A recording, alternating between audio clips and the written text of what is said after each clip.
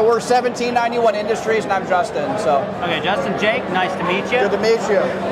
In this very crowded, very well-attended gun con. Yeah, it's hot here. Yeah, it is. It is. We came from Texas, so like. Okay, so this is nothing. This is like an afternoon for us. This is the morning for us. There you go. Cool. But, yeah, run us down, man. So the entire vision behind what we're doing here is be able to build the world's lightest duty rifle components. Because if you go to trade shows, you're going to find dudes that are doing like, carbon fiber wrapped barrels and lightning cuts and polymer receivers. But I feel like you're also kind of opening it up to like more failure points and stuff like that. Yes, exactly. So this metal is a proprietary metal matrix composite. It's 5th generation metallurgy. So the material is made up of several different rare earth metals that are combined at the nanomolecular level with a ceramic bonding agent. Through intense heat and intense pressure, the material is fused together. That doesn't mean that it's like some sort of weird, like not metal. That like you can weld this. Like you can MIG, TIG. It's weldable. And what we've done is we're subbing out different materials that you would typically use aluminum for. And we're using our material instead. For instance, this fully set up duty rifle weighs 6 pounds or 6.6 pounds. Oh, that's light. Yeah. With the light and everything? Yeah, with the light and everything. If I take all the fighting rifle components off, it weighs like 5 pounds and change. Wow, that's nice. So, and these have been very thoroughly tested. We do our own internal testing, and we've done external verification testing as well. They've been through MIL-STD-810 drop testing, environmental testing, saltwater spray corrosion testing. In fact, the current mil spec for saltwater spray is 200 hours. We've exceeded 1,000 hours of saltwater spray. That's nice. Yeah. We've also done drop testing and destructive testing and real-world application testing. Did you also say earlier that the barrel nut as well as that same component? So this is our barrel nut. It weighs less than one ounce. So 0.9 ounces. So do you have to thread it after you manufacture it, or is that thread done during the process? Essentially, we get like a billet of round stock, and then we cut them and machine them. Okay. Did you find it more difficult to machine, or is it pretty easy to machine? It's actually 2.5 times faster to machine than aluminum. Oh, wow, okay. So that's one of the things where like the metal itself is pretty expensive, but we make up some of that in the process time. Yes. Yeah, that makes sense. And I notice here it looks like it does have to be timed. Yes, it is a timed barrel nut, which is a bit of pain in the ass, I understand. But it's worth it to be able to have this completely snag-free, like nice, elegant lower. It is very slick. So basically, the way you do it is you'll do your initial torque to 30 foot-pounds. You'll prep the threads, and then you'll check your hole alignment. If you line up, great. If you don't, add 5 foot-pounds until you get them to line up. Then you lock them in with 40 inch-pounds of torque with a little bit of blue Loctite. Bob's your uncle. That's good to go. Yeah. I really like the lines of it too, because it has like the feel of a forged lower, but it's got kind of the aesthetics of a billet lower. Yeah. And I really like those clean lines. So is this Cerakote on here? Yeah, it's Cerakote. So we're starting off with Cerakote, but we have another. As much as there's a lot of technology we can bring to the table with the metal, we also are coatings experts as well, and we have a patented coating technology for applying paint at the molecular level as well. I really like that charging handle. I mean, that's really nice. And I know you said your guys were talking about getting rid of the QD. Yeah. And I can see why. Yeah, and that came from testing. Like I took a rifle through a 5-day small unit tactics class, and just over the course of 5 days of running it, I noticed that that QD was. It sometimes made it difficult for me to access the safety. So I'm going to pull that from this design iteration. Again, the intent with the initial rollout is to be as mil-spec as possible with form factor. And then later on with design updates with like a Gen 2, I'm going to add some niceties. Can you kind of tell me what some of those niceties might be? A fully ambi lower is in the works. Okay, yeah, that's what a lot of people are doing now. It kind of makes sense. So you're talking about like a bolt catch, bag release, all that fun stuff? A fully ambi lower, but again, I wanted to start off with just a mil-spec lower. Yeah, I think that's a safe way to go. Yeah. I mean, yeah, this is really nice.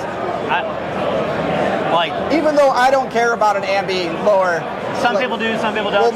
Some people are broken, they're left-handed. Well, my programming, just because from the muscle memory, when I do a change hands, my thumb just lands there automatically, so it's like a non-issue. But I can see where like people just starting out, like they like that full ambi. Well, in some places, like I also work for a law enforcement agency, and so some of the agencies in our areas, they require ambi. Okay. Like just for a contract gun, because you know if they get a lefty or whatever, and some guys prefer it. I mean, so it's good to have options eventually in the future. But from the contracting perspective, that's no accident. Yeah. Like they like somebody's product, so they wrote that into the bid specs, so they locked other people out so they can get what they want. Like if you go through it, you're like, I know who this is for. Yeah, you know. Like SIG, you know.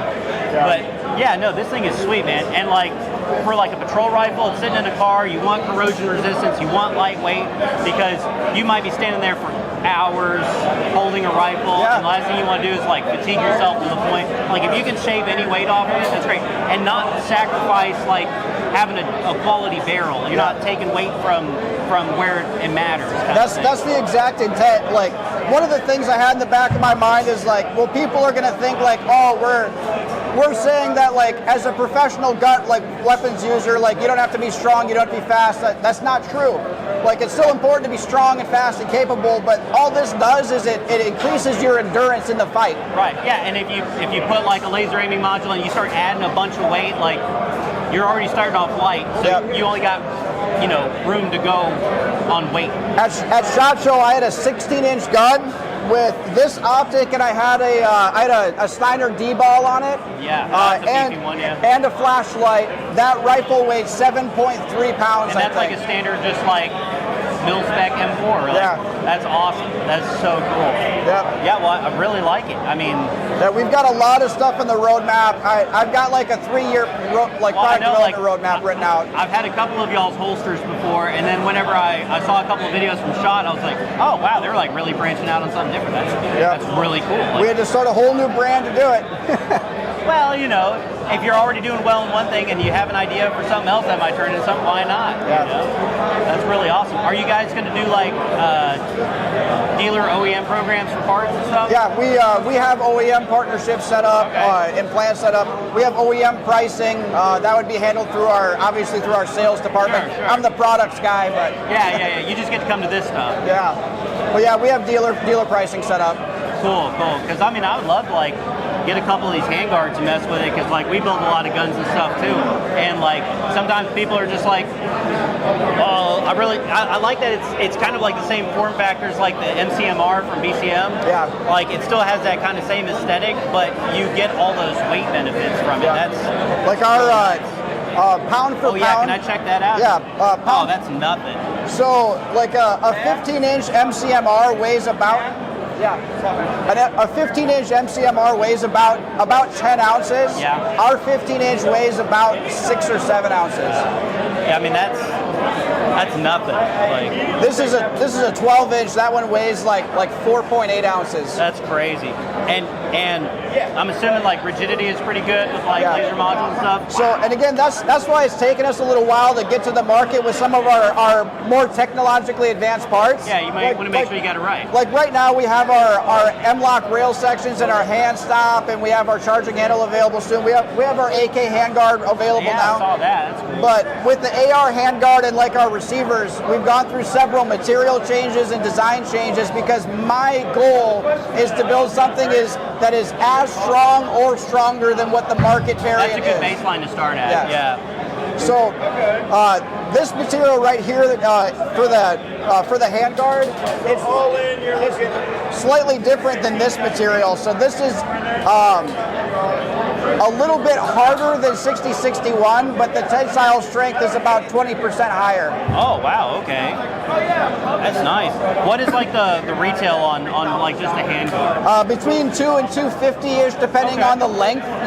Like the 15-inch is going to be more expensive than the 7 3/4. Well, and that's kind of same in that similar price range to like a BCM and everything. So that makes sense. With a lot of our stuff, I'm trying to stay between BCM and Geisley, because I'm under no illusions that we're the Johnny come lately in this space. Like I'm not going to show up and charge more than Geisley. Right. but you are offering something different with different benefits, different use case scenario kind of thing. So that makes sense. What about the uppers? What are those going to go for? The uppers is where things get a little bit divergent. Our upper is about $300. Okay. The reason for that is like everyone else is using a forging. Yeah, like that's a very established like logistical product product pipeline.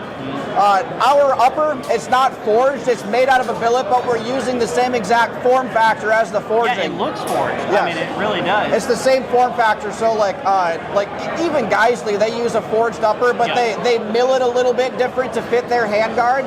Ours is technically a billet upper, but even though it's a billet, it's stronger than a forging. Yeah, and it looks great. It really does. The hardness is higher. The ultimate tensile strength is higher. It has higher vibration dampening characteristics and also heat dampening. For instance, our AK handguard, you can mag dump like 6 or 7 mags and grab that thing. It'll be warm, but it's not hot. That's funny because we have like a little squad support weapon that we built for like full auto. Yeah. And like that thing gets hot. Oh yeah. But like, yeah, something with like good heat dissipation properties, like I might look at picking one up just to play with it and see what we can do with it. When we start building out complete guns, when we get our armory online, that's actually one of the products I want to offer is the American RPK. Right, yeah. Do like an 18 or a 20-inch barrel, have it come with like a binary or an FRT. Oh yeah. That's kind of what we did. Like, and we modified a surplus 249 handguard to act as like a heat shield, like it's supposed to. But yeah, I mean, like something like this that could pull that heat away that'd be really nice. Because yeah, it sucks whenever you grab onto something and immediately wish you were wearing gloves that day. Yeah. But like this is, and you didn't go crazy with the markings. Like it still looks really nice and clean. I like that. One of our main things that we utilize, like aside from our 1791 Industries full logo, those 3 lines, we like to use that as like a maker's mark. Yeah, it's just simple, it's clean, nothing too crazy. I like it a lot. Well, I mean, I'm going to have to steal at least one of these. Here, this is our M-Lock hand stop. Oh. It weighs the same as a sheet of computer paper. Yeah, it feels like, I mean, look at that thing. There's nothing there. That is awesome. Yeah, the hardware probably weighs more than the actual hand stop. It does. Show me all the cool stuff. Here, take a sample. Are you sure? Yeah. That actually has the hardware in it. That'll save me from stealing that one. That's perfect. Like the packaging probably weighs more than that. It does. That is insane, man. And that's still Cerakote? Yep. I mean, it almost feels like anodizing. I mean, it's Cerakote, and then we have another coatings process that actually applies paint through electrolytic process. Yeah, you mentioned something. Yeah, we're working that out. That's going to be on our upper and lower receivers. So is that going to be something similar like a like a PVD almost kind of finish? I don't know what PVD stands for. Well, it's like I don't either. Now that I think about it, but it's it's like electrochemically applied to the metal kind of. Yes, similar. Okay, very cool. That should be really durable then. Yeah. Because like that's one thing is like I have a ton of people like, oh, I want like they'll bring me like a raw part like, oh, we want Cerakote, and I'm like, are you gonna beat the shit out of this? Or like, yeah, I'm like, it may hold up, it may not. Like it depends on what you're gonna do with it. Well, especially if you start to damage the metal underneath, then it's gonna crack on the surface. Exactly. Yeah, I mean like that finish feels fantastic. Even the FTE, it's like got a satin smooth finish, and it's non-reflective. Like it's really low. Like, have you guys seen what it looks like under NVGs? I haven't done NVGs on it yet. I'm just kind of curious, like how bright it is. Well, at the small unit tactics class that we did, like there was dudes running around with NVGs. Like I've even got NVGs at home. I haven't really looked at it yet. Sure. But you're gonna make me do it when I get home now. Yeah, because I'm just curious because like there's one. We were going through some body cam footage, and of course it's not like NVG, but it has like the night vision feature on the cameras, and you could tell like the difference in colors. Like the upper was like glowing, like you could see it just from the finish on it, and then the lower was way more like dampened, I guess you could say. So I'm just kind of like curious because some guys they want to spray paint it and everything, and just like keep it toned down. 5 minutes, okay. But yeah, that's just me, like a little curious. It's a valuable thing to think about. It's something I'm going to check out when I get home now. Yeah, I mean, yeah, because then you might be able to like, hey, performs well under night vision. You know, it's like another tick in the box there. For sure. Well, that's awesome. Well, thank you so much for like talking us through it, and I'm gonna have to buy some shit now. That's pretty cool stuff. Is it up on your website now, or like the parts? The smaller parts are like the pick rails and the hand stops. The charging handles just shipped, like that stuff. The upper and lowers and the hand guards are a little bit further behind because of the further testing that I've done. Sure. So, and like you said, that's not your final iteration of the lower. That's an earlier prototype. Well, even that's still really awesome. Like I imagine it's only going to go up from there. Yeah. Well, that's awesome. Well, thank you so much for talking to us. Yeah. And enjoy the rest of the show if you can. Yeah, stay cool. Yeah, good luck. Thank you.